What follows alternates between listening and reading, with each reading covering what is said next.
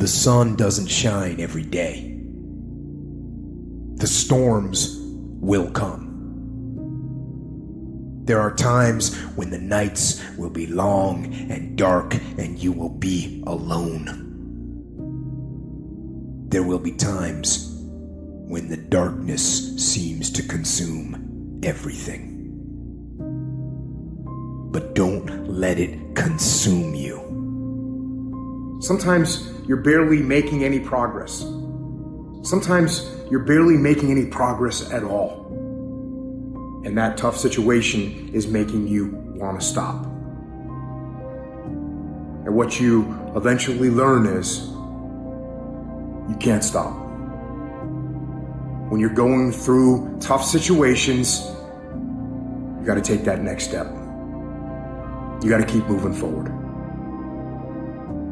And I know we're going through a pretty tough situation right now in a lot of different ways. Take that next step. Keep moving forward. And the only way to overcome the challenges that you face is to start walking. Every day, get up, take that step, and start walking.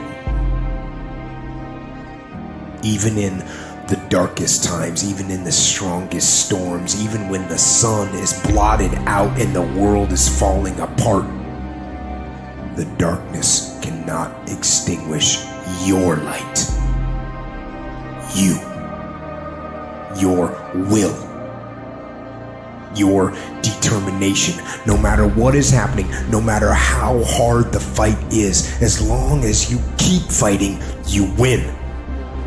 Only surrender is defeat. Only quitting is the end.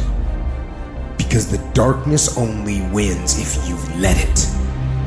Do not let the darkness win. Fight. Fight on. To fight against the darkness is to win. So fight on. Life is full of pain. It's everywhere. The pain of defeat, the pain of being disappointed, the pain of losing, the pain of failure, the pain of being criticized, the pain of not being liked, the pain. That's called life. But guess what? There's no gain without pain. There's going to be things that go on that are out of your control.